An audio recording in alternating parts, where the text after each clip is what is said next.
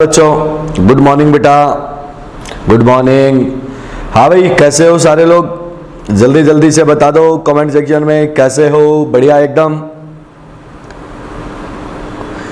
अरे कैसे हो? गुड मॉर्निंग बेटा, गुड मॉर्निंग, गुड मॉर्निंग। बढ़िया हो सारे लोग? चलो बहुत बढ़िया सर। तो चलिएगा सर, आप सब लोग अच्छे हैं, बढ़िया हैं, मज़े में हो, तो अपन जो है वो बात को आगे बढ़ाते हैं। बहुत बढ़िया बेटा। हाँ भाई, कल वाले लेक्चर में अपन ने जो बातें करी थी, क्या किसी स्टूडेंट को उनमें कोई समस्या है बेटा?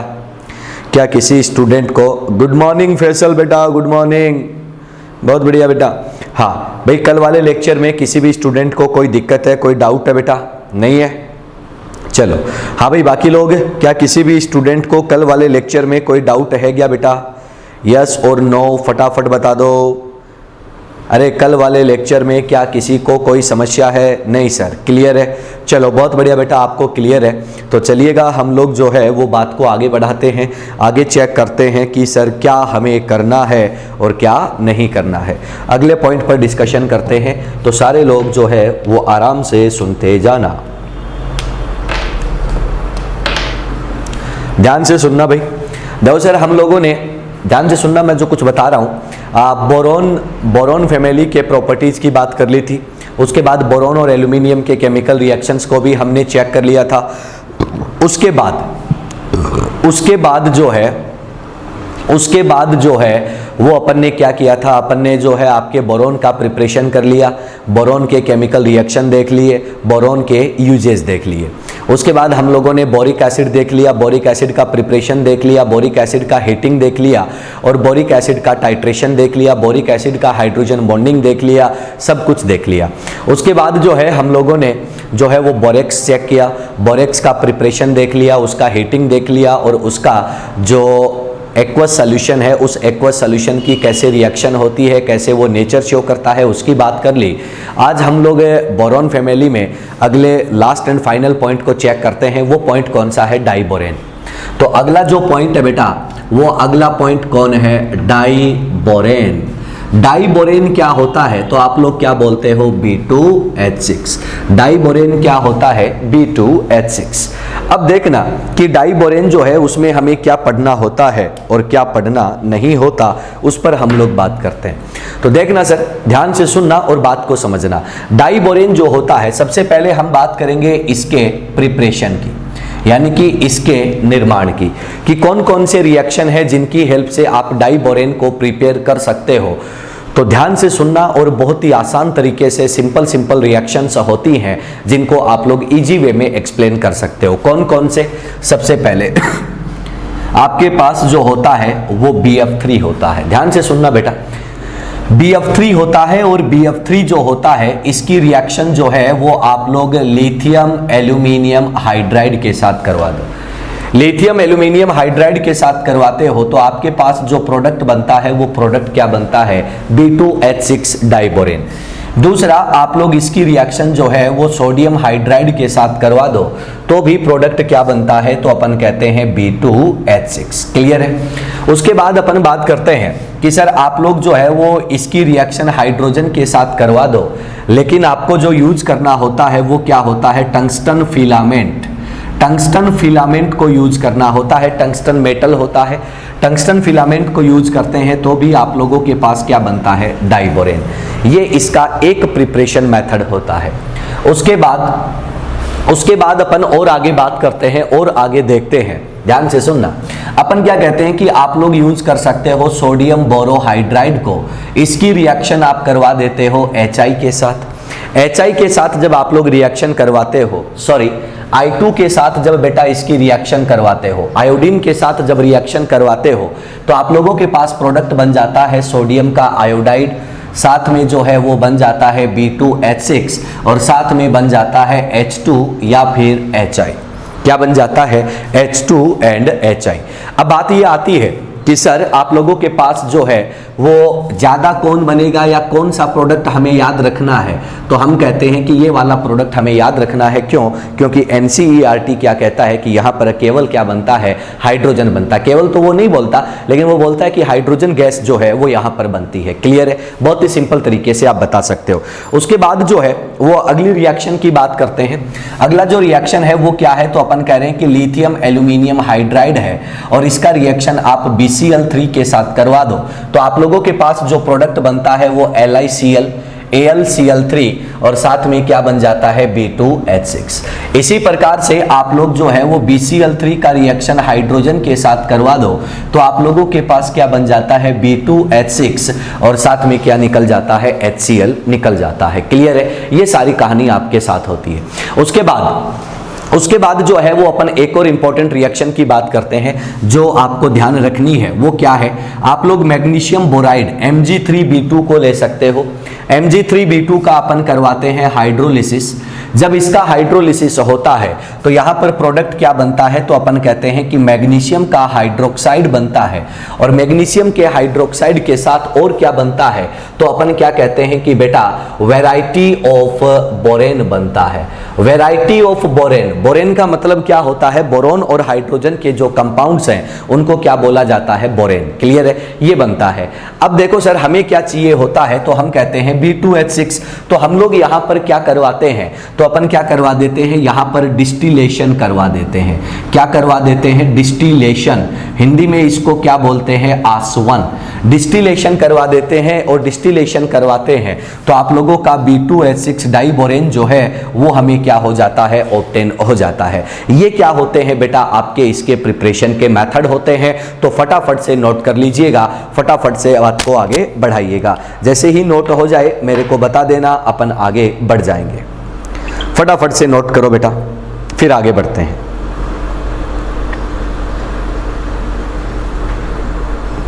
जल्दी से नोट करें बच्चों, जल्दी से फोटो खींचें और फोटो खींच के डन बोल दो ताकि हम लोग आगे बढ़ पाएं।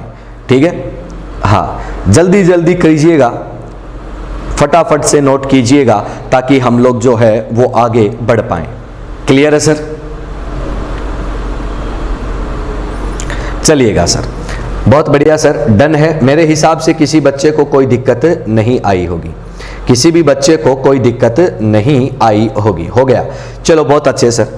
चलिएगा आगे बढ़ते हैं, अगले पॉइंट की बात करते हैं। आगे बढ़ते हैं, अगले पॉइंट की बात करते हैं। डाइबोरेन का प्रिपरेशन जो है वो हम लोग कर चुके हैं। डाइबोरेन का प्रिपरेशन जो है वो हम लोग कर चुके हैं। ठीक है? ये कहानी आपकी यहां पर क्या हो चुकी है, खत्म हो चुकी है। चलिएगा भैया अगले पॉइंट पर बढ़ते हैं, अगले पॉइंट की बात करते हैं। नेक्स्ट पॉइंट जो आपका है वो क्या है, वो सुनना। नेक्स्ट पॉइंट की अपन बात करते हैं, वो क्या होता है, आपके डाइबोरेन की स्ट्रक्चर होती है। तो सारे लोग जो है वो ध्यान से सुनना, और अगला पॉइंट जो है वो बहुत ही प्यारा सा है। वो पॉइंट क्या है, तो अपन कह रहे हैं स्ट्रक्चर ऑफ B2H6। B2H6 मतलब डाइबोरेन। वैसे तो ये स्ट्रक्चर वाला जो पोर्शन है इसकी बात हम लोग केमिकल बॉन्डिंग में कर चुके होते हैं। केमिकल बॉन्डिंग में हम डाइबोरेन की स्ट्रक्चर पढ़ चुके होते हैं, लेकिन फिर भी मैं यहाँ पर एक बार वापस बता देता हूँ ताकि आप लोगों को वापस से रिकॉल हो जाए। क्यों? क्योंकि सर हमसे बहुत बार इसके बारे में चर्चा की जाती है। तो सुनना, बहुत बार एग्जाम में क्वेश्चन भी पूछा जाता है। B2H6 जो होता है, B2H6 जो होता है वो क्या होता है, एक डाइमर होता है। बेटा डाइमर किसका होता है, तो अपन क्या कहते हैं, BH3 का। किसका होता है, BH3 का। BH3 जो होता है उसमें बोरोन के पास एक वैकेंट ऑर्बिटल होता है, एक रिक्त कक्षक होता है। आप सब एक बात जानते हो, BH3 मॉलिक्यूल जो है, ध्यान से सुनना, BH3 मॉलिक्यूल जो है उसमें आप लोगों का ऑक्टेट जो है वो क्या होता है, इनकम्प्लीट होता है। भैया यहाँ पर बोरोन का इलेक्ट्रॉन, यहाँ पर हाइड्रोजन का, यहाँ पर बोरोन का, यहाँ पर हाइड्रोजन का, यहाँ पर बोरोन का, यहाँ पर हाइड्रोजन का। यहाँ पर अपन क्या कहते हैं, यहाँ पर अपन क्या कहते हैं, यहाँ पर अपन क्या कहते हैं कि सर ये आपके पास क्या बन जाता है, बोरोन। आप क्या कह रहे हो कि सर यहाँ पर टोटल इलेक्ट्रॉन कितने हैं, 6, मतलब इलेक्ट्रॉन डेफिशिएंट कंपाउंड है। इलेक्ट्रॉन डेफिशिएंट कंपाउंड है तो ये स्टेबिलिटी को ऑब्टेन करने के लिए, ध्यान से सुनना, इलेक्ट्रॉन डेफिशिएंट कंपाउंड स्टेबिलिटी को ऑब्टेन करने करने के लिए क्या करेगा, यहां पर डाइमर फॉर्मेशन करेगा। लेकिन डाइमर बनाने के लिए बच्चा यहां पर कोई लोन पेयर वगैरह कुछ नहीं है, तो ये बोरॉन हाइड्रोजन बॉन्ड के जो इलेक्ट्रॉन हैं ये क्या करते हैं बेटा, यहां पर ओवरलैपिंग करते हैं इस वैकेंट ऑर्बिटल के साथ। क्लियर है, इस टाइप से यहां पर ओवरलैपिंग होती है। जब बच्चा यहां पर ओवरलैपिंग होती है तो आप लोग क्या बोलते हो कि आपको जो रिजल्ट मिलता है वो रिजल्ट क्या मिलता है, तो ध्यान से सुनना और ध्यान से बात को समझने की कोशिश करना। यहां से बेटा आपको जो रिजल्ट मिलता है उसमें ये आपका बोरॉन है बेटा, ये भी आपका बोरॉन है, और यहां पर कौन है, हाइड्रोजन है, ये भी हाइड्रोजन है, ये भी हाइड्रोजन है, और ये भी कौन है, हाइड्रोजन है। क्लियर है। अब अपन एक बात करते हैं, ध्यान से सुनना। ये जो है, ध्यान से सुनना, ये बोरॉन और हाइड्रोजन के ओवरलैपिंग का जो प्रोडक्ट है ये, और ये वैकेंट ऑर्बिटल, तीनों के तीनों मिलकर क्या करते हैं, ध्यान से सुनना, ये बोरॉन हाइड्रोजन का बॉन्ड और ये आपका वैकेंट ऑर्बिटल तीनों मिलकर ओवरलैपिंग करते हैं और एक ही बॉन्ड का फॉर्मेशन करते हैं। तो वो बॉन्ड कैसे बनता है, तो अपन क्या कहते हैं कि वो बॉन्ड जो है वो आप लोगों का इस टाइप से यहां पर बनता है, और नीचे भी क्या होता है, बॉन्ड आपको इस टाइप से क्या होता है, ऑब्जर्व होता है। क्लियर है, इस टाइप से बनता है। यहां पर आपके पास क्या प्रेजेंट होता है, तो अपन कहते हैं कि सर हाइड्रोजन जो है वो प्रेजेंट होता है, हाइड्रोजन जो है वो प्रेजेंट होता है। ठीक है, हाइड्रोजन जो है वो क्या होता है, प्रेजेंट होता है। ठीक है, अब सुनना, ये कंडीशन होती है। अब अपन क्या कह रहे हैं, अब अपन लोग क्या कह रहे हैं कि सर ऐसा हो गया तो कोई बात नहीं, ये ध्यान से सुनना। अब जो बातें आ रही हैं उन पर बहुत बार क्वेश्चंस आप लोगों से पूछा जाता है, क्या कि सर ये पूरा का पूरा आप लोग जो देख रहे हो, ये पूरा आप लोग जो देख रहे हो, ये क्या है बेटा, एक ही बॉन्ड है। ध्यान से सुनना, क्या है, एक ही बॉन्ड है, दो नहीं है। ठीक है, तो मैं इसको यहां पर मार्क करता हूं। ये आप लोग जो देख रहे हो, ये क्या है मेरे बच्चों, पूरा का पूरा एक बॉन्ड है, ये कंप्लीट एक बॉन्ड है। बात क्लियर सबको। ये नीचे वाला जो आप लोग देख रहे हो, इसको भी मैं रेड मार्कर से मार्क कर देता हूं, ये भी पूरा का पूरा क्या है बेटा, एक बॉन्ड है। बात पल्ले पड़ गई, ये भी पूरा का पूरा क्या है, एक ही बॉन्ड है। यानी कि 3 एटम बोरॉन हाइड्रोजन बोरॉन के मिलने से एक बॉन्ड बनता है, और यहां भी क्या मिलता है, आपको एक बॉन्ड मिलता है। बात पल्ले पड़ गई।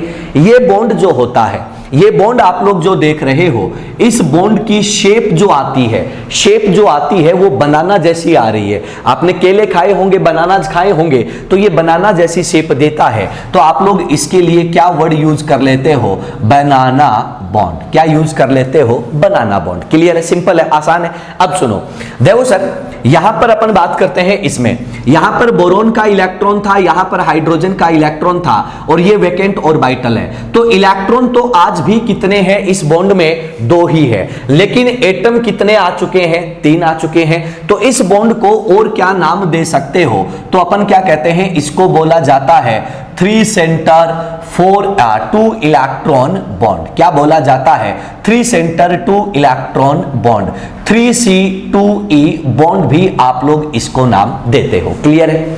अब देखो यार, 3 एटम में सिर्फ 2 इलेक्ट्रॉन होने की वजह से आप लोग इसको और क्या नाम देते हो, तो अपन क्या कहते हैं, इलेक्ट्रॉन डेफिशिएंट बॉन्ड। क्या नाम देते हैं, इलेक्ट्रॉन डेफिशिएंट बॉन्ड, इलेक्ट्रॉन न्यून बंध। क्लियर है, इलेक्ट्रॉन डेफिशिएंट बॉन्ड इसको नाम देते हैं। बात पल्ले पड़ गई। अब देखो सर, यहां पर हम अगले क्वेश्चन की बात करते हैं, और क्या क्या क्वेश्चन आपके पास आते हैं, तो ध्यान से सुनना। देखो सर, ये जो हाइड्रोजन आप लोग देख रहे हो, ये हाइड्रोजन 2 बोरॉन के साथ क्या है, जुड़ा हुआ है, तो इसको हम लोग नाम देते हैं बी। बी का मतलब क्या हो गया, ब्रिज बॉन्ड। ठीक है, बी का मतलब क्या है बेटा, ब्रिज, यानी कि ब्रिज वाला हाइड्रोजन, सेतु हाइड्रोजन। क्लियर है। तो अब सुनो, अगर ये एक बॉन्ड बन रहा है तो आप इसको और क्या नाम दे सकते हो, तो अपन कहते हैं इसको बोला जाता है ब्रिज बॉन्ड। हिंदी में इसको क्या बोल देते हैं, सेतु बंध। क्या बोल देते हैं, सेतु बंध। क्लियर है, बात पल्ले पड़ गई, बात आसान है एकदम से। ध्यान से सुनना, ध्यान से सुनना। ठीक है, अब सुनना। अब अपन क्या कह रहे हैं कि चलो सर, ये तो इसके नाम हो गए, ये वाला जो आप लोग देख रहे हो यहां पर देखो एक इलेक्ट्रॉन है और यहां पर एक इलेक्ट्रॉन है और टोटल एटम भी कितने हैं 2।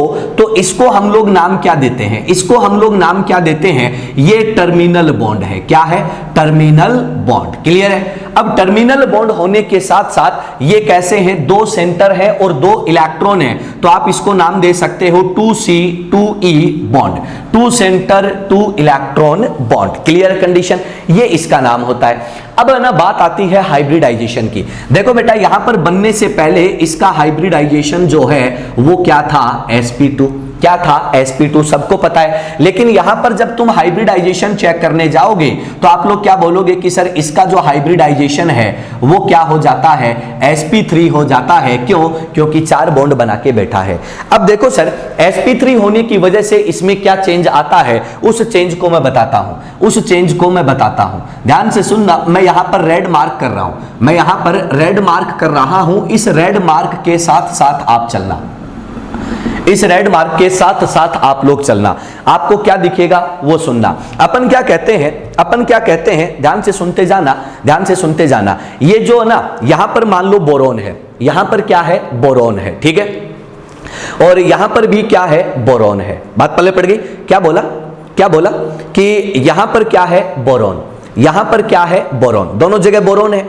अब देखो क्या होता है कि आप लोगों के ये जो टर्मिनल वाले हाइड्रोजन है इसको अपन नाम दे देते हैं HT। T का मतलब क्या आ गया बेटा, टर्मिनल। T का मतलब क्या आ गया, टर्मिनल, और T का मतलब क्या आ गया, टर्मिनल।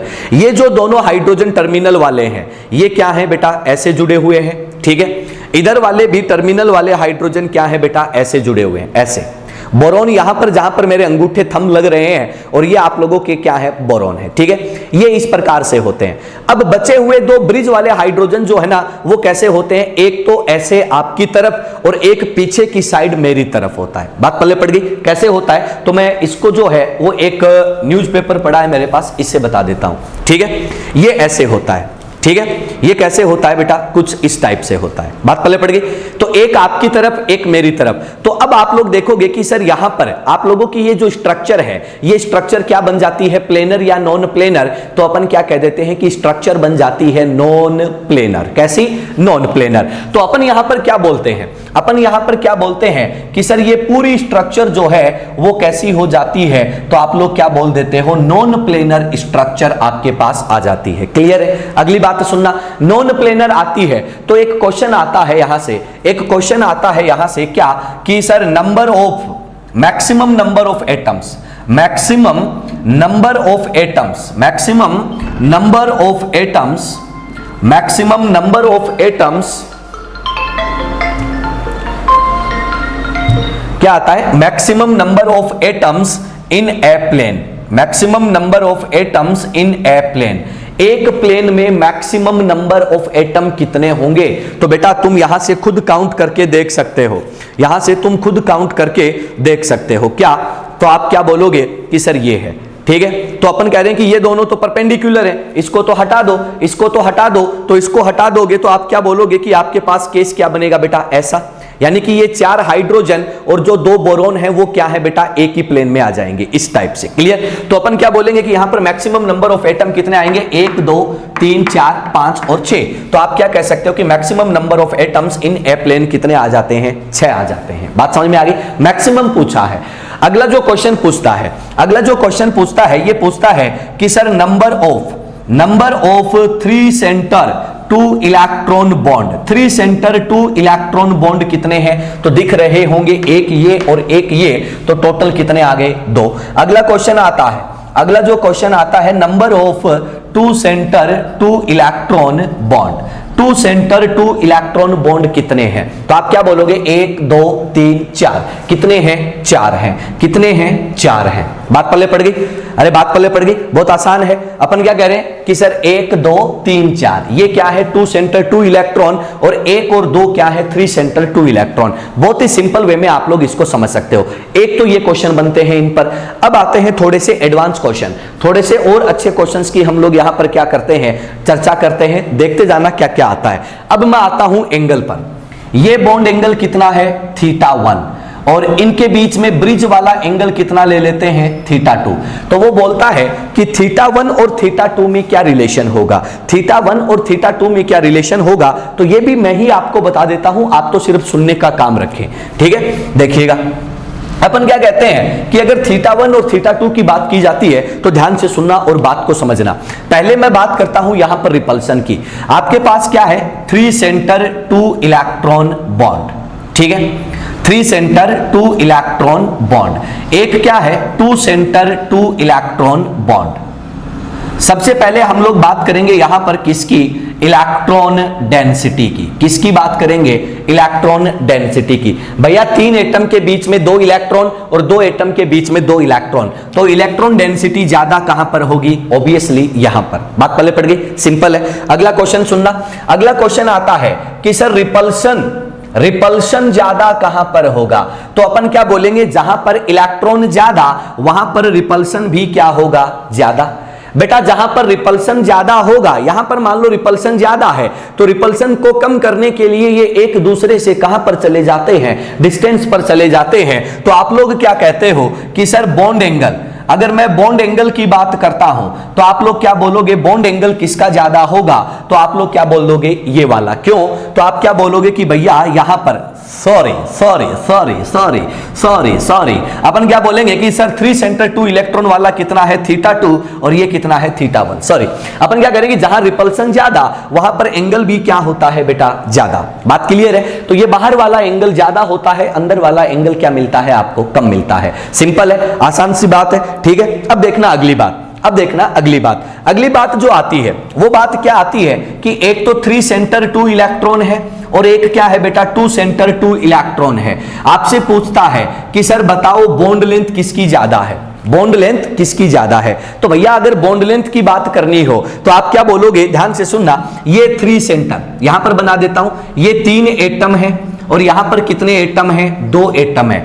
ये 3 एटम के बीच का डिस्टेंस आपको चेक करना है और ये 2 एटम के बीच का डिस्टेंस आपको चेक करना है। ये 3 एटम के बीच का डिस्टेंस आपको चेक करना है और ये 2 एटम के बीच का डिस्टेंस आपको चेक करना है। आप लोग क्या बोलोगे कि कौन सा डिस्टेंस ज्यादा होगा, तो अपन क्या बोलेंगे कि भैया ये वाला लेंथ ज्यादा होगा। तो ऑब्वियसली बॉन्ड लेंथ किसकी ज्यादा होती है, इसकी ज्यादा होती है, ठीक है। अगला जो लास्ट क्वेश्चन बनता है वो क्या बनता है कि सर बॉन्ड लेंथ के बाद अंतिम क्वेश्चन आता है कि बॉन्ड स्ट्रेंथ किसका ज्यादा होता है, बंध सामर्थ्य किसका ज्यादा होता है। तो अपन क्या कहते हैं, दिमाग में क्या आता है कि जिसकी लेंथ कम होती है उसका स्ट्रेंथ ज्यादा होता है, लेकिन यह बात हमेशा सही नहीं होती, यह बात हमेशा सही नहीं होती। यहां पर अट्रैक्शन बहुत स्ट्रॉन्ग होता है, यहां पर अट्रैक्शन क्या होता है, कंपैरेटिवली कम होता है, इसलिए बॉन्ड स्ट्रेंथ भी किसका ज्यादा मिलता है, 3 सेंटर 2 इलेक्ट्रॉन का स्ट्रेंथ क्या मिलता है, ज्यादा मिलता है। ये क्वेश्चंस बेटा आप लोगों से यहां पर इसके बारे में पूछे जाते हैं। तो एक एक पॉइंट को पहले चेक कर लो,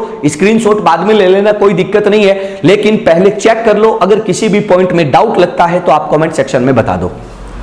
चेक कर लो बेटा, पहले चेक कर लो, उसके बाद कमेंट सेक्शन में आप बता देना, कोई दिक्कत नहीं है।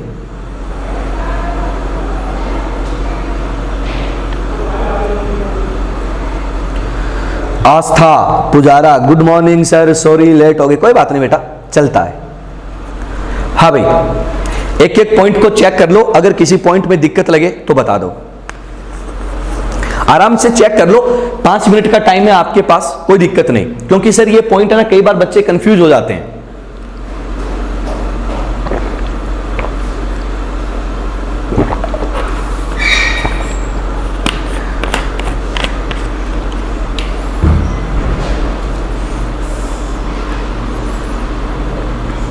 हाँ भाई सर, बॉन्ड स्ट्रेंथ वाला रिपीट कर दो।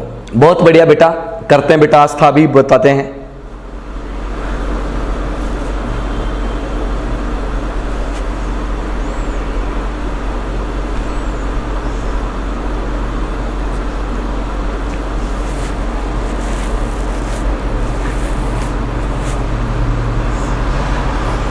हाँ भाई, आराम से चेक कर लो बेटा एक एक पॉइंट को, कोई दिक्कत नहीं है, अपने को जल्दबाजी नहीं है, अपन आराम से चेक कर लेंगे एक एक चीज को, ठीक है। क्योंकि सर समझने का टाइम है, समझें पहले चीजों को, उसके बाद इस पे बात करेंगे। हो गया भाई, स्क्रीनशॉट ले लो, डन बोल दो, फिर एक क्वेश्चन आया है उसकी बात करते हैं।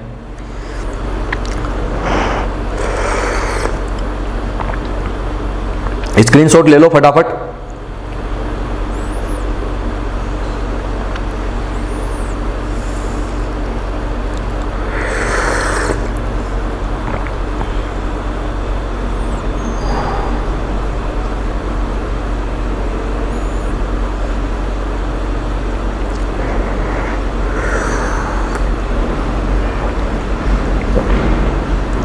हो गया डन? चलो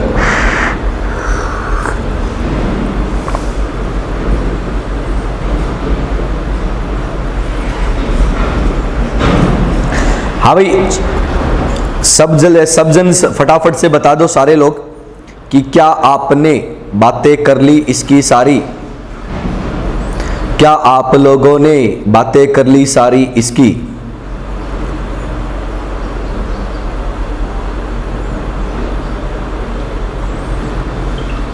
हो गया भाई सबका? चलो हाँ भाई, अब आता हूं मैं क्वेश्चन पे। बच्ची ने क्वेश्चन किया है कि सर बॉन्ड स्ट्रेंथ वाला रिपीट कर दो। बेटा ध्यान से सुनना, ध्यान से सुनना। यहां पर तीन एटम दो इलेक्ट्रॉन को कंट्रोल करके बैठे हैं। ध्यान से सुनना, तीन एटम दो इलेक्ट्रॉन को कंट्रोल करके बैठे हैं और ये पूरा का पूरा एक बॉन्ड है जिस बॉन्ड में तीन न्यूक्लियाई है और दो इलेक्ट्रॉन है और वहां पर उनके बिटवीन अट्रैक्शन है। यहां पर मेरे बच्ची, यहां पर अगर मैं बात करूं तो यहां पर दो न्यूक्लियाई है और दो इलेक्ट्रॉन है, दो न्यूक्लियाई है और दो इलेक्ट्रॉन है। तो आपके हिसाब से बेटा किसका अट्रैक्शन ज्यादा होना चाहिए? किसका अट्रैक्शन ज्यादा होना चाहिए? फटाफट बताएं, देखें। ठीक है, मैं कमेंट सेक्शन में देख रहा हूं, फटाफट बताएं किसका अट्रैक्शन ज्यादा होना चाहिए। एक जगह पर तीन न्यूक्लियाई दो इलेक्ट्रॉन, एक जगह पर दो न्यूक्लियाई दो इलेक्ट्रॉन, किसका अट्रैक्शन ज्यादा होना चाहिए? फटाफट बताएं, देखें किसका ज्यादा होना चाहिए? बेटा फर्स्ट वाले का। बेटा फर्स्ट वाले का अगर अट्रैक्शन ज्यादा है तो अट्रैक्शन ज्यादा है तो बॉन्ड स्ट्रेंथ ऑब्वियसली क्या होगी बेटा? ज्यादा होगी। बात पल्ले पड़ गई? हाँ या ना बता दे बेटा, जल्दी से फटाफट से कमेंट करो। Got it? ओके बेटा, चलें फिर आगे चलिएगा। देखो अगर किसी को भी दिक्कत लगे ना भाई बता दिया करो, है ना? ठीक है, अपन उस पर डिस्कशन कर लेंगे, कोई दिक्कत नहीं है। चलो सर आगे बढ़ते हैं, फिर अगले पॉइंट पर चलते हैं। आगे बढ़ते हैं, अगले पॉइंट पर चलते हैं।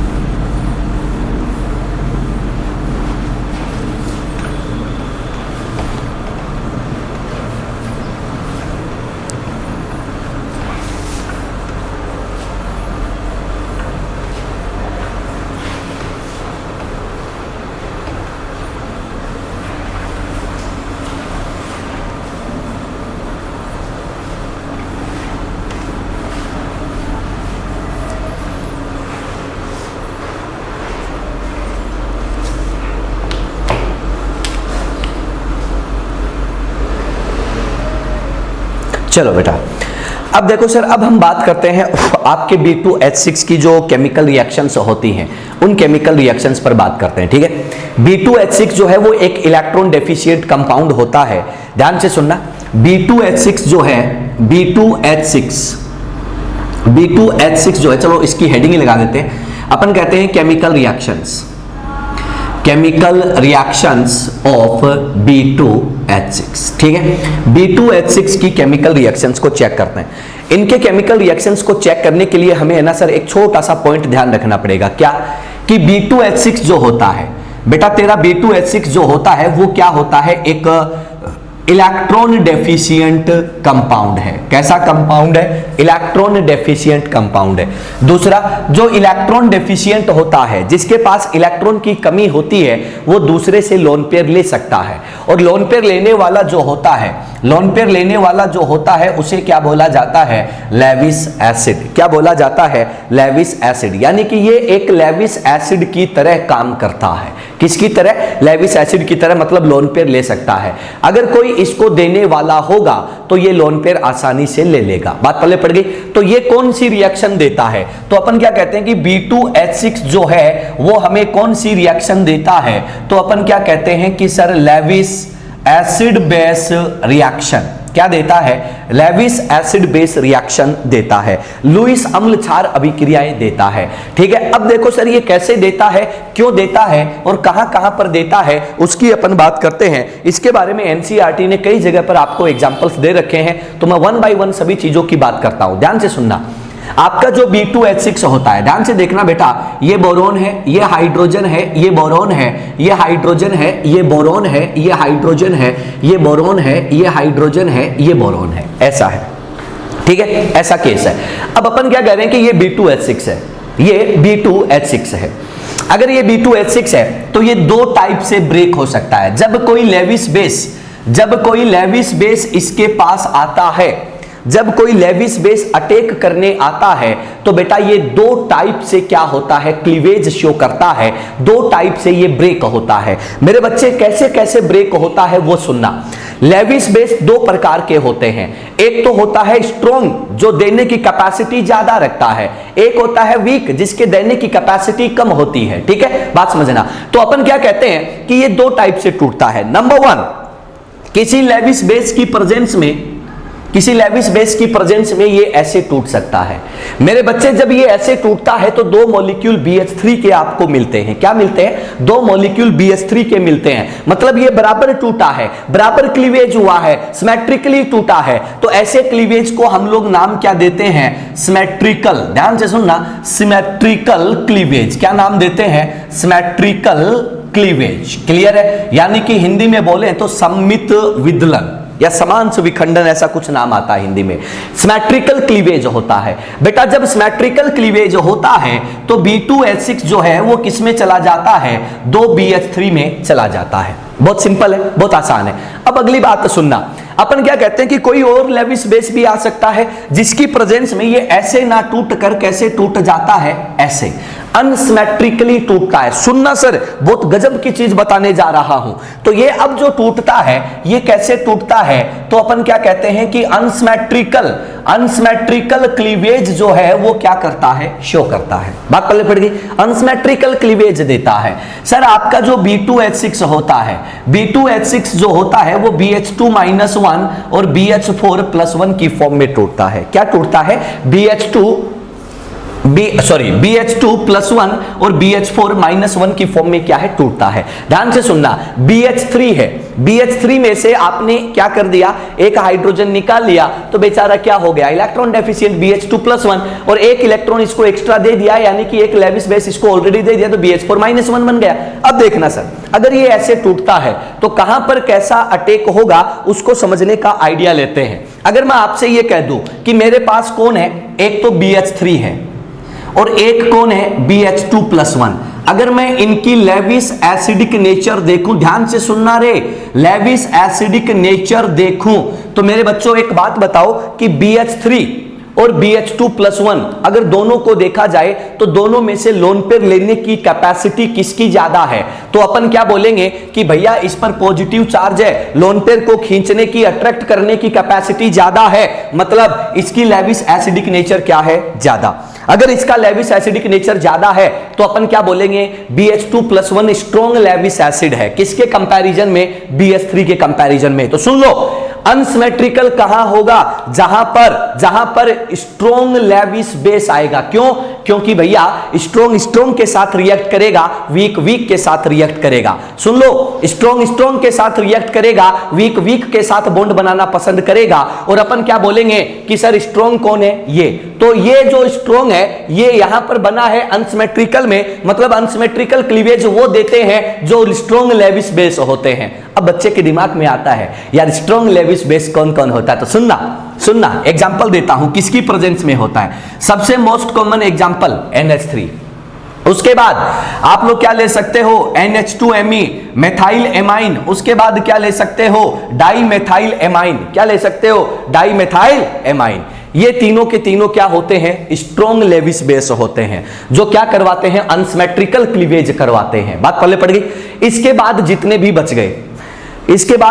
बच गए सब के सब किस में आते हैं बेटा? वीक में आते हैं। सब के सब क्या करवाते हैं? अपन ने कहा सिमेट्रिकल क्लीवेज करवाते हैं। अगर मैं एग्जांपल देता हूं तो आप क्या बोलोगे? सबसे मोस्ट इंपॉर्टेंट CO। उसके बाद अपन क्या बोलेंगे, NME3। अब बच्चे के दिमाग में आता है कि सर यहां पर नाइट्रोजन डोनर है, यहां भी नाइट्रोजन डोनर था, यहां पर नाइट्रोजन डोनर वाला स्ट्रॉन्ग था, यहां पर वीक कैसे हो गया? तो बेटा इसमें 3 मेथाइल ग्रुप हैं, जिसकी वजह से स्टेरिक हिंड्रेंस ज्यादा होता है। स्टेरिक हिंड्रेंस ज्यादा होने की वजह से, स्टेरिक हिंड्रेंस ज्यादा होने की वजह से ये स्ट्रॉन्ग नहीं रहता, ये क्या हो जाता है, वीक हो जाता है। अरे ये लोन पेयर देने आता है, लेकिन इसके साथ वाले क्या करते हैं, उसको पास ही नहीं आने देते, धक्का मार के भगा देते कि भाग यहां से, लोन पेयर लेने आया है तू हमसे। तो अपन क्या कहते हैं कि ऐसा केस बन जाता है। ये क्या होता है, वीक लेविस बेस होता है, इसलिए क्लीवेज कैसा होता है, सिमेट्रिकल होता है। वो क्या है, तीनों के तीनों स्ट्रॉन्ग है। स्ट्रॉन्ग के 3 ही एग्जांपल याद रखने हैं, बाकी सब के सब वीक में डाल दो। तो आ जाओ भैया, उसके बाद और कौन बचा, उसके बाद और कौन बचा, फ्लोराइड, उसके बाद क्लोराइड, उसके बाद ब्रोमाइड, उसके बाद आयोडाइड।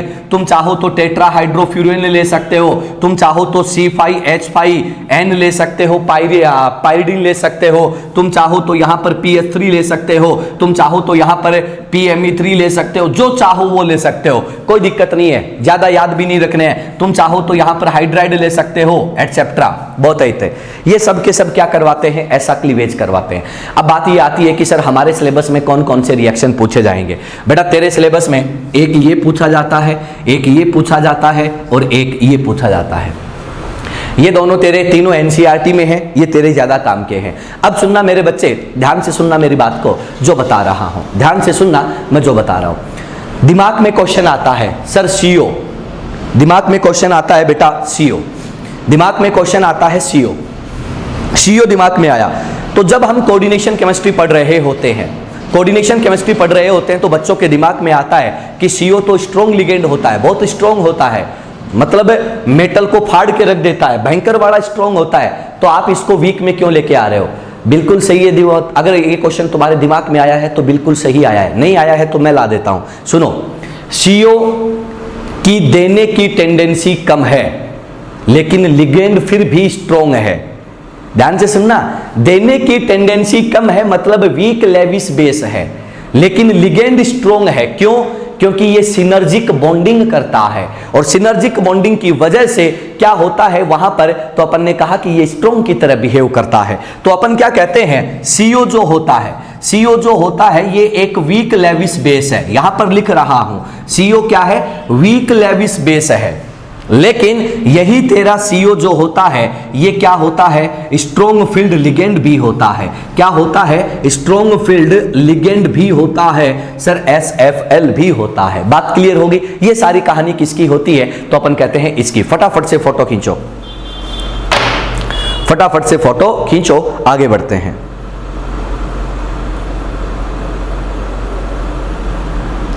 फोटो खींचो बेटा, आगे बढ़ते हैं, और कोई दिक्कत लगे तो मेरे को बता देना।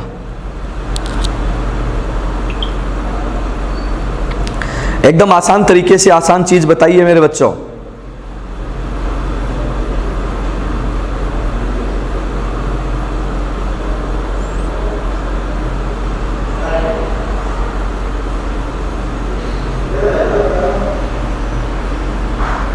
डन, डन, बहुत बढ़िया बेटा।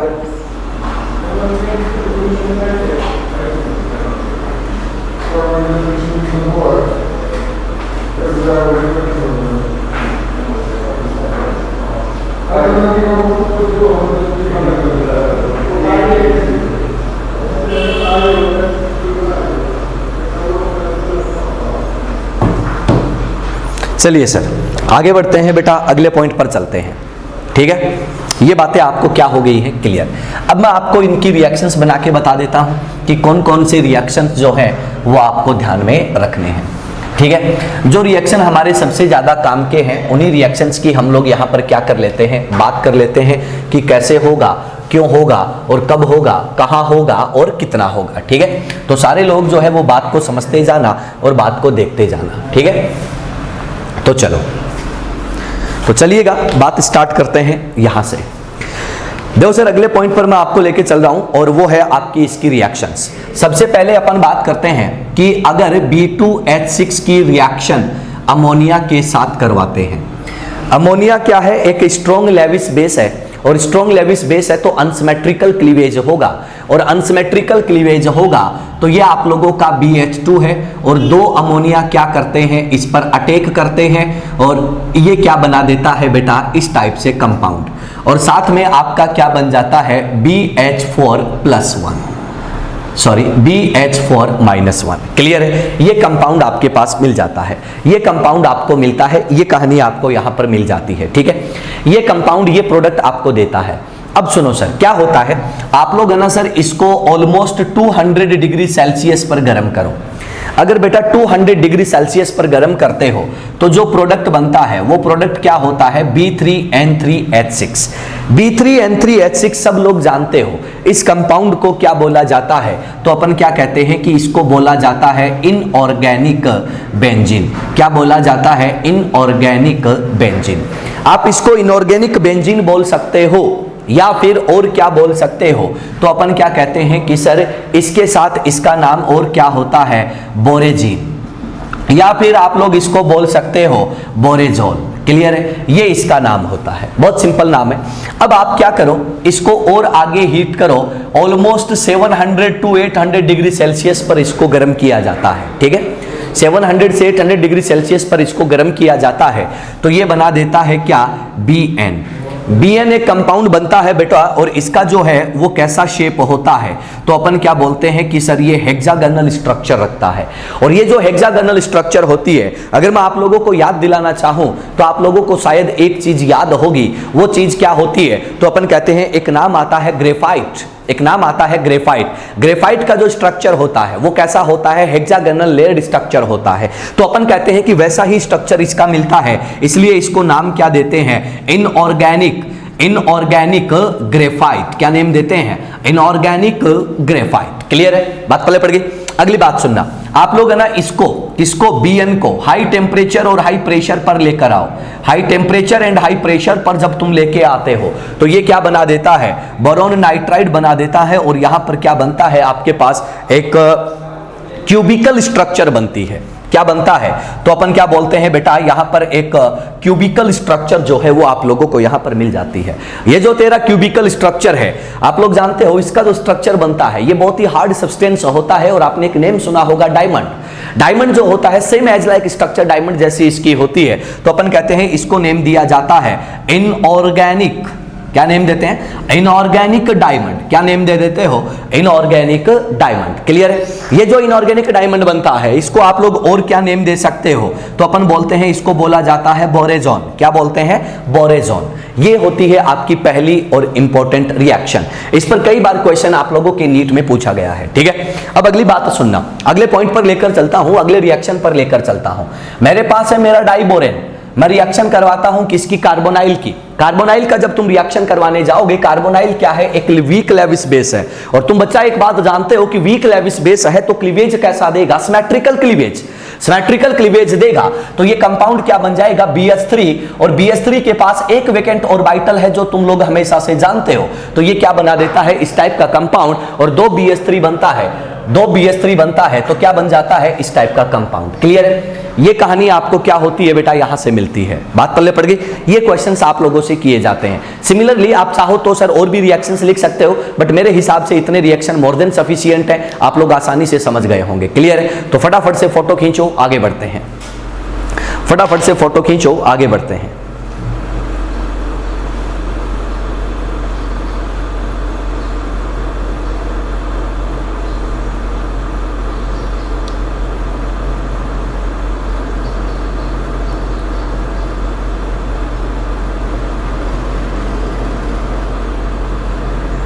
हो गया बेटा, चले आगे। आसान है, एकदम से सिंपल है।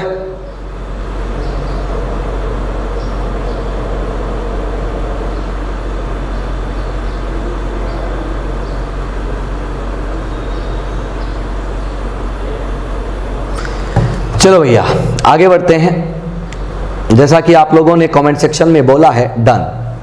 चलो, ये कहानी आपकी यहां पर क्या हो जाती है, खत्म। ये आपके पास आपकी एक इंपॉर्टेंट कहानी होती है।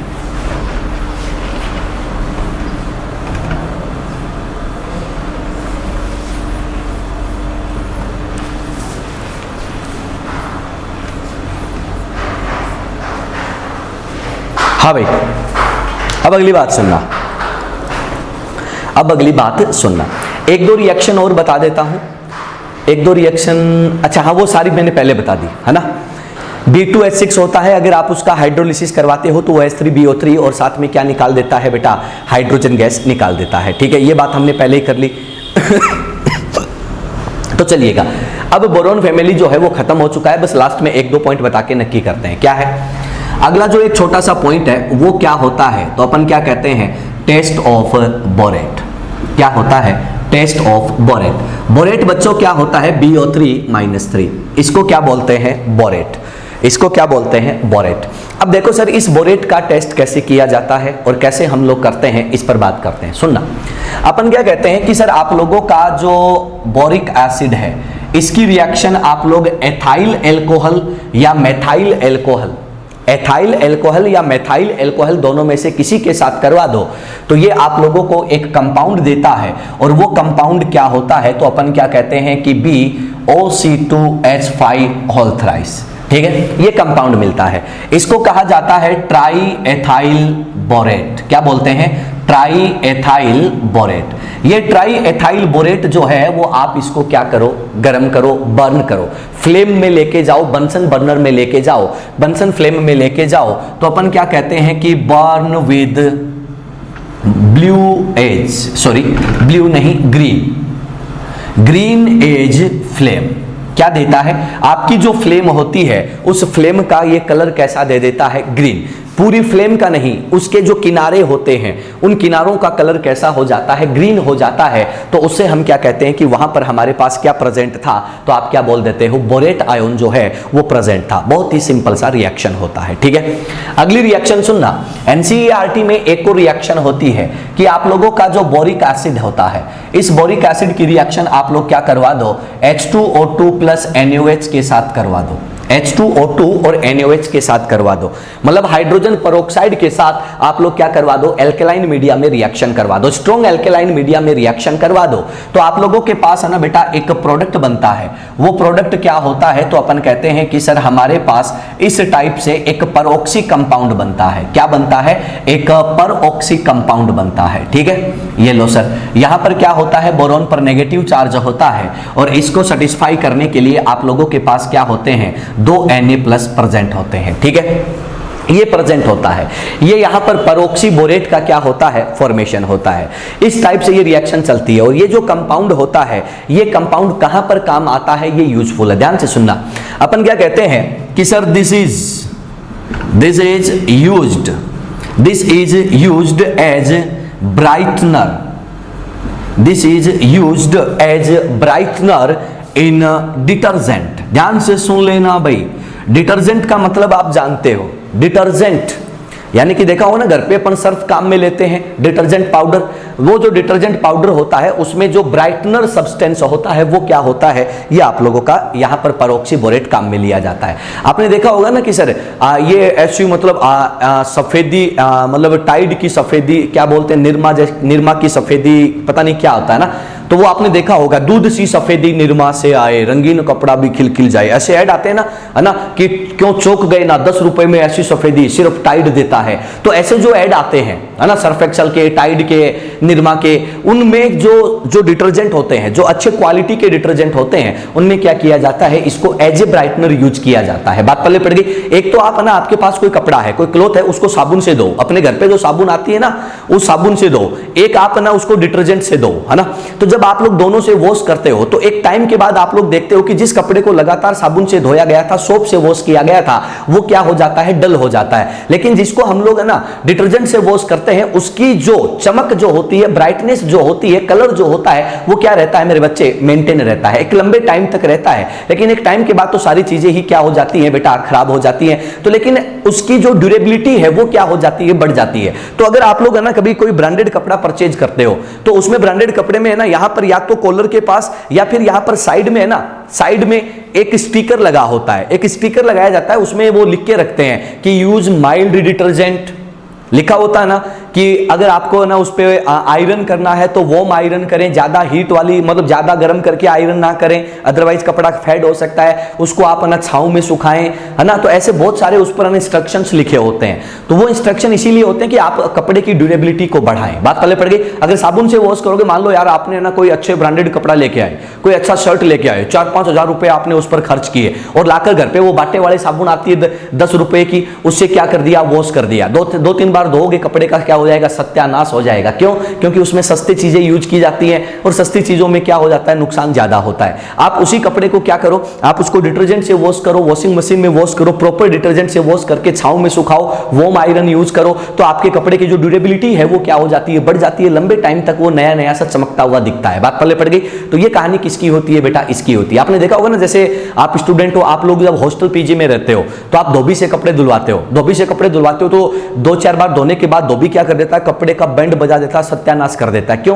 क्योंकि भैया उसको क्या मतलब है, तुम 5-10 रुपए देते हुए कपड़े को धोने के और प्रेस करने के, तो उसमें तो वो वैसी ही चीजें यूज करेगा। लेकिन अगर आप ड्राई क्लीन करवाते हो तो आपकी कॉस्ट थोड़ी बढ़ जाती है, 100 रुपए, 200 रुपए, 300 रुपए, अलग अलग क्वालिटी पर डिपेंड करता है। ठीक है, तो वहां पर उसकी ड्यूरेबिलिटी जो है, उसकी चमक जो है, उसकी एज जो है, लाइफ जो है, वो क्या हो जाती है, थोड़ी सी बढ़ जाती है। बात पल्ले पड़ गई। तो ये कहानी होती है। तो फटाफट से मार्क करो, फटाफट से फोटो खींचो, फटाफट से फोटो खींचो, आगे बढ़ते हैं,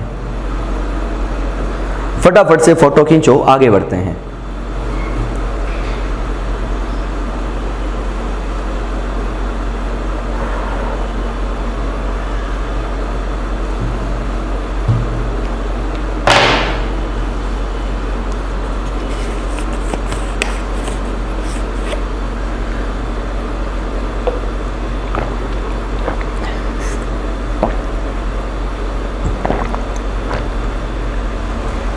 हो गए बच्चों?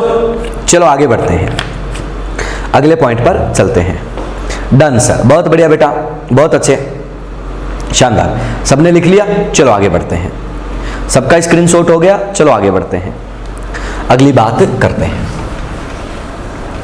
यह आप लोगों का सिंपल सा बोरॉन फैमिली था, ये आप लोगों का सिंपल सा बोरॉन फैमिली था, जहां पर कई बार आप लोगों से क्वेश्चन पूछा जाता है, जहां पर कई बार आप लोगों से क्वेश्चन पूछा जाता है। ठीक है, तो चलिएगा इस चीज को बेटा मैं थोड़ा सा और आगे बढ़ाता हूं और एक और बात करते हैं। देखो सर, आप लोगों को एक काम करना है, यूजेज ऑफ बोरिक एसिड, और दूसरा क्या है, यूजेज ऑफ बोरिक एसिड हो गया, और यूजेज ऑफ बोरेक्स। ध्यान से सुनना क्या बोला, uses of boric acid and uses of borax. आपको एक काम करना है, पूरा थियोरेटिकल पॉइंट है, कंप्लीट थियोरेटिकल पॉइंट है। आप लोग क्या करेंगे, आप लोगों की जो एनसीईआरटी टेक्स्ट बुक है, एनसीईआरटी टेक्स्ट बुक है क्लास 11th पार्ट 2 केमिस्ट्री, ठीक है, उसमें से क्या करना है, रीड करना है। बात पल्ले पड़ गई। क्यों रीड करना है? क्योंकि यार थ्योरी है पूरी, उसमें वो लिखा है कि भाई अगर बोरेक्स सोल्डरिंग में काम आता है तो आता है, उसको मास्टर भी नहीं बदल सकता। बात पल्ले पड़ गई। और क्या क्या यूजेज होते हैं, ये डिसइंफेक्टेंट होते हैं, क्या होते हैं, ग्लास बनाने में काम आते हैं, पायरेक्स ग्लास बनता है, ये सारी चीजें आप लोग वहां से रीड कर सकते हो। इसमें अगर मास्टर बताएगा तब भी इसमें कुछ नहीं बदलेगा, और नहीं बताएगा तब भी नहीं बदलेगा, बताएगा तब भी नहीं बदलेगा। ठीक है, अब इसको बिना मतलब खींचने से कोई मतलब नहीं है, तो ये फोटो खींच लीजिएगा। फोटो इसलिए खींच लेना ताकि तुम्हें याद रहे मेरे बच्चे कि तुम्हें ये वहां से रीड करना था, क्योंकि जब रिवीजन करने बैठते हैं तो अपन भूल जाते हैं कि यार मास्टर ने कुछ एक्स्ट्रा भी बताया था क्या। तो फोटो खींच लो इसका, फिर अपन आगे बढ़ते हैं। फोटो खींच लो, आगे बढ़ते हैं, जल्दी से फोटो खींचो मेरे बच्चे, फिर आगे बढ़ते हैं।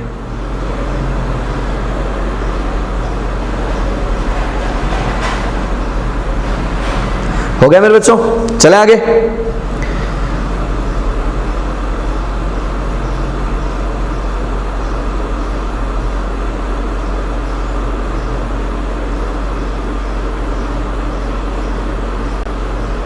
चलो भैया आगे बढ़ते हैं। बच्चों का जवाब आ गया है कि सर ओके डन, चलो ठीक है।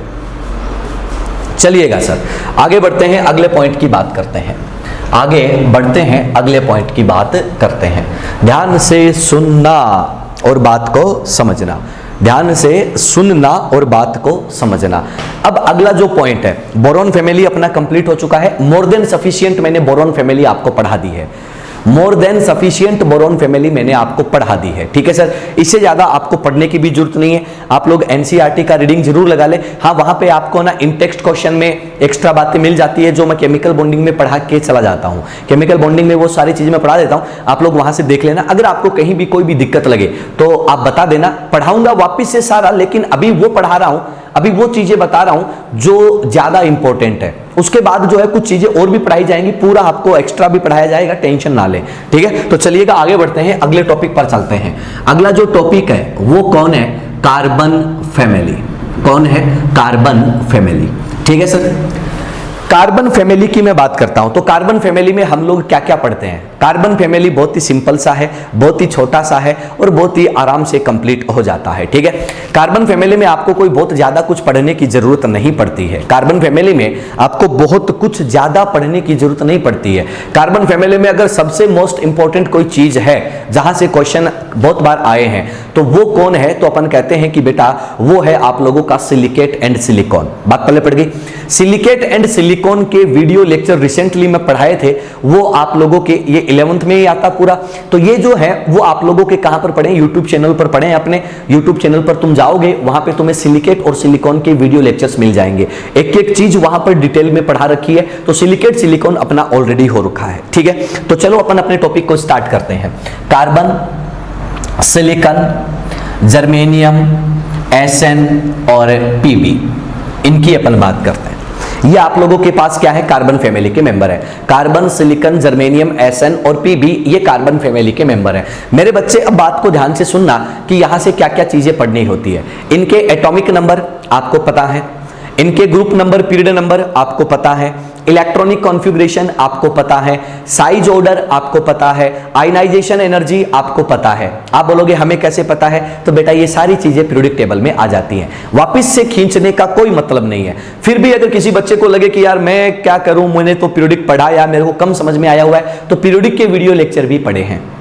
बात पल्ले पड़ गई। पीरियोडिक के वीडियो लेक्चर भी हिंदी और इंग्लिश में अलग अलग पढ़े हैं, आप वहां पे उसको देख सकते हो। फिर भी दिक्कत लगे तो मेरे को बता देना। ठीक है, चलो अब अपन बात करते हैं इनके क्लासिफिकेशन की।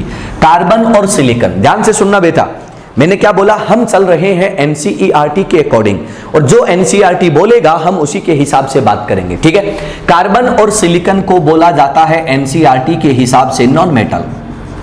कार्बन और सिलिकॉन को एनसीईआरटी क्या बोलता है? Non metal. बात पल्ले पड़ गई। जर्मेनियम को एनसीईआरटी बोलता है मेटलॉइड। क्या बोलता है? मेटलॉइड। एसएन और पीबी को एनसीईआरटी बोलता है मेरे बेटे क्या? मेटल। क्या बोलता है? मेटल। बात पल्ले पड़ गई। ये तो है इनका पहला पॉइंट, ये तो है इनका पहला पॉइंट। बहुत आसान है, कोई दिक्कत नहीं है, कोई समस्या नहीं है। बहुत इजी वे में आप क्या कर सकते हो, इसको बता सकते हो। बहुत इजी वे में आप इसको बता सकते हो। तो पहला पॉइंट जो है वो मैंने आपको बता दिया है कि क्या होता है। ठीक है, उसके बाद जो है वो अपन अगले पॉइंट पर चलते हैं। एकदम सिंपल सिंपल है ना।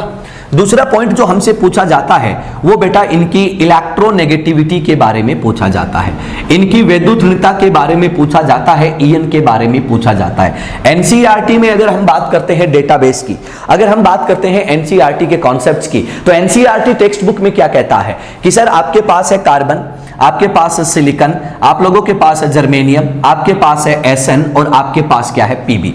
ये एलिमेंट है। आप जानते हो कि अगर टॉप टू बॉटम जाते हैं तो जनरली साइज इंक्रीज करता है, और साइज इंक्रीज करता है तो ईएन डिक्रीज करता है। तो कार्बन का ईएन जो है वो सिलिकॉन से क्या होता है? ज्यादा। लेकिन सिलिकॉन जर्मेनियम और एसएन का ईएन क्या होता है? कंपैरेबल होता है। सेम तो नहीं होता, कंपैरेबल होता है। ये जो मूछों वाला साइन लगा ना, इसका मतलब क्या होता है? कंपैरेबल। कंपैरेबल का मतलब क्या होता है? लगभग बराबर होता है ना। ठीक है, अब बात करते हैं एसएन और पीबी की। बेटा एसएन और पीबी की जब बात करते हैं तो आपको पीरियोडिक में मैंने एक बात पढ़ाई हुई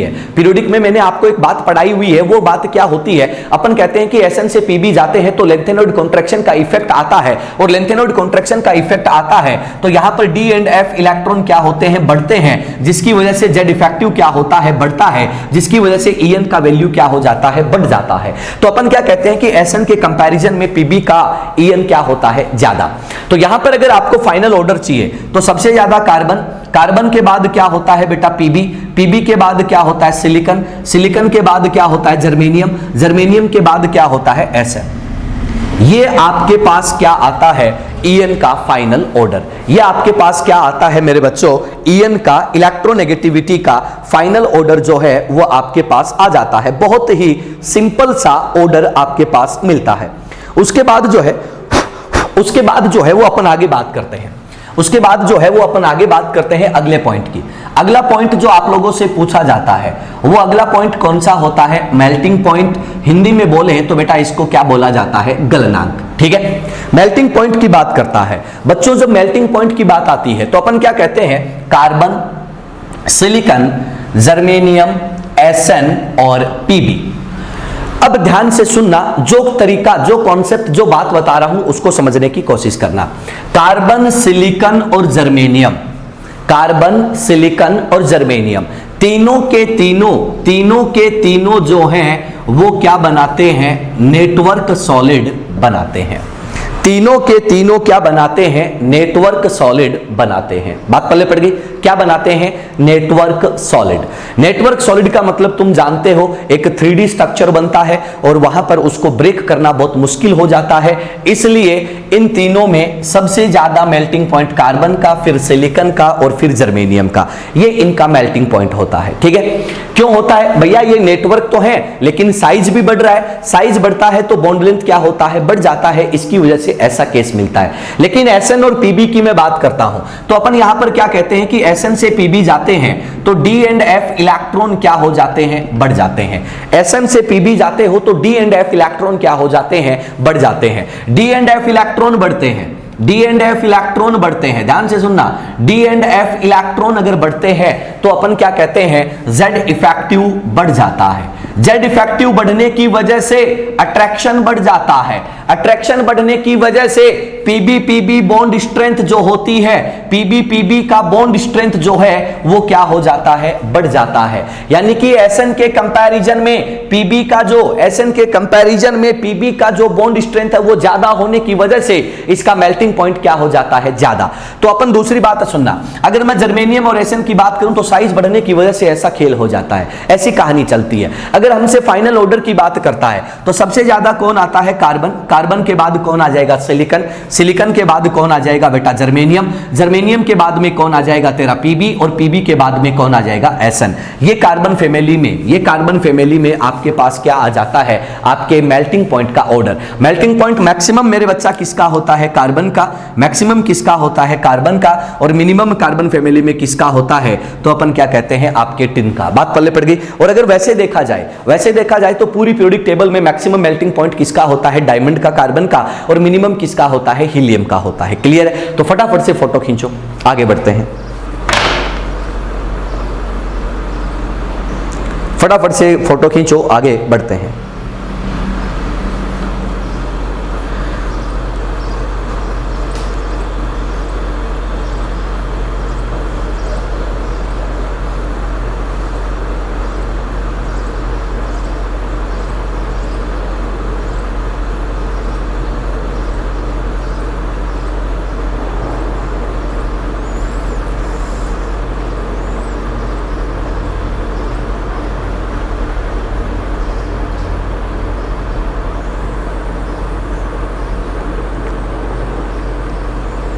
हो गया भाई? चलो बहुत बढ़िया सर, बहुत अच्छे, बहुत बढ़िया। चलो आगे बढ़ते हैं। ईएन की भी बात हो गई, मेल्टिंग पॉइंट की भी बात हो गई। ईएन की भी बात हो गई और मेल्टिंग पॉइंट की भी बात हो गई। अब इसके आगे चलते हैं, अगले पॉइंट पर हम बात को स्टार्ट करते हैं। अगले पॉइंट पर बात को स्टार्ट करते हैं। देखते जाना, बात को सुनते जाना, समझते जाना। अगला जो पॉइंट हमसे पूछा जाता है एनसीईआरटी में, अगली जो बात आती है वो किसकी आती है, तो अपन कहते हैं अगली जो बात आती है वो हमसे किसकी करता है, वो भी हम देख लेते हैं। डन डनाडन, बहुत बढ़िया बिटिया। चलो एनसीईआरटी जो अगली बात हमसे करता है बच्चों, वो किसकी करता है, तो ध्यान से सुनना। अगली जो बात आएगी वो आती है कैटेनेशन की। किसकी आती है, कैटेनेशन की। कैटेनेशन को हिंदी में क्या कहते हैं, संरक्षण। हिंदी में क्या कहते हैं, संरक्षण। मेरे बच्चों कैटेनेशन, श्रृंखला बनाने की प्रवृत्ति। आप लोग पढ़ते हो कार्बन जो होता है उसमें कैटेनेशन बहुत ज्यादा होता है, और कैटेनेशन जो डिपेंड करता है वो किस पर डिपेंड करता है वो भी सुन लो मेरे बच्चों। कैटेनेशन जो है वो डिपेंड करता है bond energy of single bond, या मैं कह दूं कि सिंगल बॉन्ड की बॉन्ड एनर्जी। ध्यान से सुनना, अपन क्या बोलेंगे कि bond energy of single bond, single bond की बॉन्ड एनर्जी पर क्या करता है, डिपेंड करता है। अगर किसी एलिमेंट के सिंगल बॉन्ड की बॉन्ड एनर्जी बहुत ज्यादा है, बहुत ज्यादा है, तो वो क्या करता है बेटा, ज्यादा कैटेनेशन शो करता है। वो क्या करता है, ज्यादा कैटेनेशन जो है वो क्या कर देता है, शो कर देता है। बात पल्ले पड़ गई, एकदम से आसान सा है। अब सुनो, अपने पास क्या होता है, कार्बन, सिलिकॉन, जर्मेनियम, SN और Pb। ठीक है, इस पर जो क्वेश्चन आता है, सब जानते हो कि पूरी केमिस्ट्री में सबसे ज्यादा कैटेनेशन किसका होता है, कार्बन का।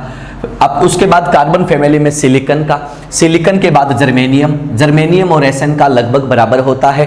ठीक है, और Pb जो होता है इसमें कैटेनेशन नहीं होता। क्यों नहीं होता, तो अपन क्या कहते हैं कि इसके मेटालिक करैक्टर, इसके मेटालिक करैक्टर क्या होते हैं, ज्यादा। मेटालिक करैक्टर ज्यादा होने की वजह से आप जानते हो कि कोई भी धातु होता है, धातु में कैटेनेशन नहीं होता, मेटल में कैटेनेशन नहीं होता। ये कहानी किसकी होती है, इसकी। इसके बाद आपसे अगला NCERT का पॉइंट जो पूछा जाता है वो क्या होता है, तो अपन कहते हैं कि सर डिफरेंट बिहेवियर, ध्यान से सुनना, डिफरेंट बिहेवियर ऑफ कार्बन। ध्यान से सुनना भैया, कार्बन जो होता है, कार्बन जो होता है, कार्बन जो होता है वो अपने ग्रुप के बाकी मेंबर से अलग व्यवहार, different anomalous property, anomalous behaviour, different behaviour show करता है। उसका रीजन पूछा जाता है, क्या होता है तो सुन लो।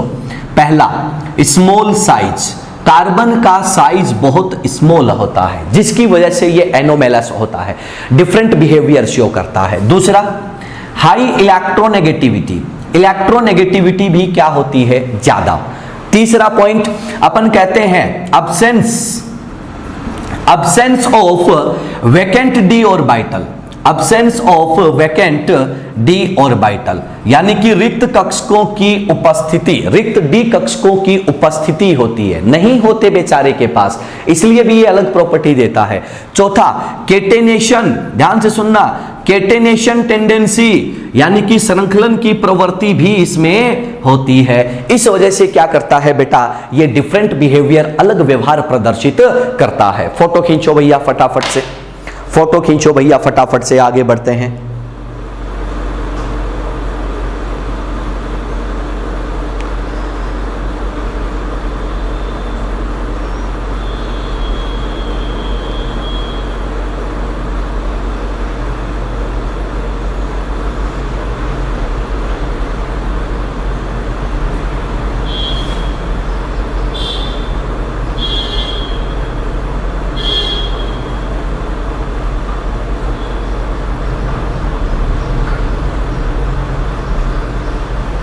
चले भाई आगे, हो गया बच्चों, चलो ठीक है।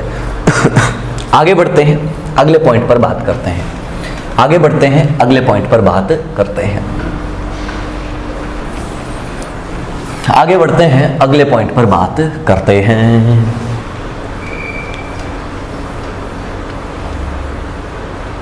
चलिएगा अगले पॉइंट की बच्चों बात करते हैं कि अगले पॉइंट में आप क्या करोगे।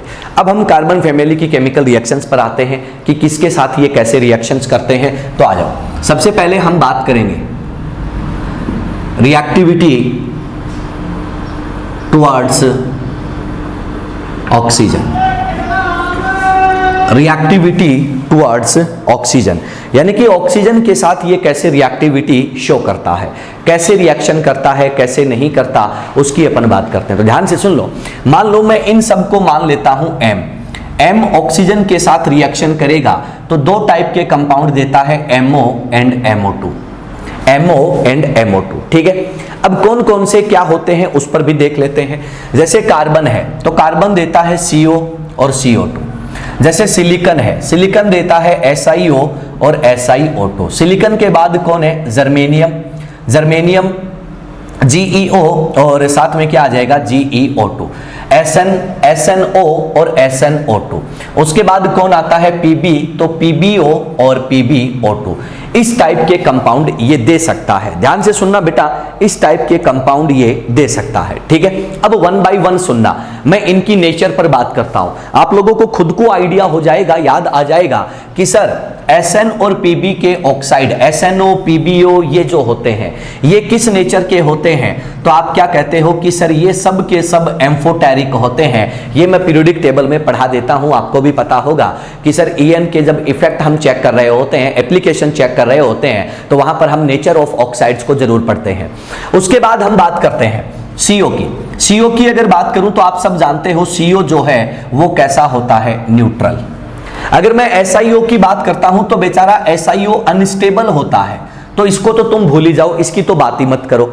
उसके बाद जो बच गए कौन है, ये वाले जो होते हैं बेटा, ये सब के सब रेड बॉक्स में जो हैं वो कैसे होते हैं, एसिडिक होते हैं। कैसे होते हैं, एसिडिक होते हैं, बहुत ही सिंपल है, ठीक है। अब देखो यार, आपके पास कौन है, कार्बन। अगर कार्बन को आप लिमिटेड ऑक्सीजन के साथ गर्म करते हो तो क्या बनता है, CO। लेकिन इसी कार्बन को बेटा अगर आप लोग एक्सिस ऑक्सीजन दे देते हो और गर्म करते हो तो ये बदले में क्या देता है, CO2। बदले में क्या देता है, CO2। क्लियर है। अब अगली बात सुनना, आपके पास होता है PBO का कलर होता है रेड। जब इसका रेड कलर होता है तो इसको बोला जाता है लिथार्ज। क्या बोला जाता है, लिथार्ज। इस लिथार्ज को आप गर्म करो तो ये कन्वर्ट हो जाता है PBO में। PBO ही रहता है लेकिन कलर कैसा हो जाता है, येलो। अगर ये येलो कलर में होता है तो इसका जो नाम है वो क्या दिया जाता है, मैसिकोट। क्या नाम दिया जाता है, मैसिकोट। क्रिस्टल स्ट्रक्चर में चेंज होने की वजह से ये ऐसा करता है। ये चीजें भी मैं केमिकल बॉन्डिंग में पढ़ा देता हूं। केमिकल बॉन्डिंग में अपन लोग पढ़ देते हैं, कहां पर, हीटिंग इफेक्ट में पढ़ लेते हैं। अगर PBO को ऑक्सीजन के साथ गर्म किया जाए तो सबसे पहले देता है Pb3O4। इसका जो कलर होता है वो होता है रेड ऑरेंज। कैसा, रेड ऑरेंज। Pb3O4 जो होता है, इस Pb3O4 को फिर से ऑक्सीजन के साथ गर्म कर दो तो ये दे देता है क्या, Pb2O3। क्लियर है, बात पहले पड़ गई। इसका जो कलर आता है वो कैसा आ जाता है, रेड ब्राउन। कैसा आ जाता है, रेड ब्राउन। इसी Pb2O3 को अगर आप फिर ऑक्सीजन के साथ गर्म करते हो तो ये क्या बना देता है, PbO2। इस PbO2 का जो कलर आता है वो कैसा आता है, ब्लैक ब्राउन। कैसा आता है, ब्लैक ब्राउन कलर आप लोगों को यहां पर मिल जाता है। ये कंडीशन किसकी होती है, तो अपन ने कहा कि सर आपके लेड के ऑक्साइड्स की कंडीशन होती है। अगली बात सुनना, देखो सर Pb3O4 ये किस फॉर्म में पाया जाता है, तो अपन क्या कहते हैं कि सर PBO। ध्यान से सुनना, PBO साथ में क्या होता है, PBO और साथ में क्या होता है, PbO2। ये बन जाता है Pb3O4। उसके बाद सुनना, अगर आप लोगों का Pb2O3 की बात आती है तो Pb2O3 किस फॉर्म में पाया जाता है, PBO और साथ में क्या बनाता है, PbO2। इस फॉर्म में पाया जाता है। क्लियर है। ये दोनों के दोनों क्या होते हैं, तो अपन क्या कहते हैं, मिक्स्ड ऑक्साइड। कैसे ऑक्साइड होते हैं, मिश्रित ऑक्साइड होते हैं, मिक्स्ड ऑक्साइड होते हैं। बात पहले पड़ गई। अब देखो सर, अब देखना ये जो है ये कैसे काम करता है, ऑक्सीडाइजिंग एजेंट। ये भी ऑक्सीडाइजिंग एजेंट और ये भी किसकी तरह काम करता है, ऑक्सीडाइजिंग एजेंट। जहां भी OA लिखा है इसका मतलब क्या है, ऑक्सीडाइजिंग एजेंट। क्या है बच्चों, ऑक्सीडाइजिंग एजेंट। Clear condition. ये कहानी मेरे बच्चों आपके पास होती है। फोटो खींचो फटाफट से, एकदम सिंपल तरीके से सिंपल बात बताइए, ठीक है। ये सारी चीजें, मोस्ट ऑफ चीजें आपको NCERT में मिल जाएगी। मोस्ट ऑफ चीजें आपको NCERT में मिल जाएगी। क्लियर है। ये कहानी होती है मेरे बच्चों किसकी, तो अपन क्या कहते हैं, इसकी। बहुत सिंपल तरीके से आपको बताया है, बहुत ही सिंपल चीजें आपको बताई है, ठीक है सर। तो फटाफट से नोट कर लो, फटाफट से फोटो खींच लो। ये कहानी है बेटा इसकी। ओके, सिंपल है, आसान है। चलें आगे। डन, बहुत बढ़िया बेटा। चलो सर, सबका खेल हो गया, ठीक है बेटा। हाँ भाई, देखो भैया, जितना पढ़ा दूं अगले दिन उसका NCERT पढ़ लिया करो। जितना पढ़ा दूं अगले दिन उसका NCERT पढ़ लिया करो। उसी दिन पढ़ लोगे ना बच्चों, NCERT बहुत सिंपल लगेगा। अरे कुछ भी नहीं है यार, NCERT में टोटल 100% NCERT लेके चल रहा हूं। 100% टू द पॉइंट एनसीईआरटी लेके चल रहा हूं, इसी तरीके से आप लोग इसको याद रखिएगा, ठीक है सर। तो आज का लेक्चर यहीं पर खत्म करते हैं, मिलते हैं अगले लेक्चर में। ओके बेटा, तब तक के लिए गुड बाय, मिलते हैं।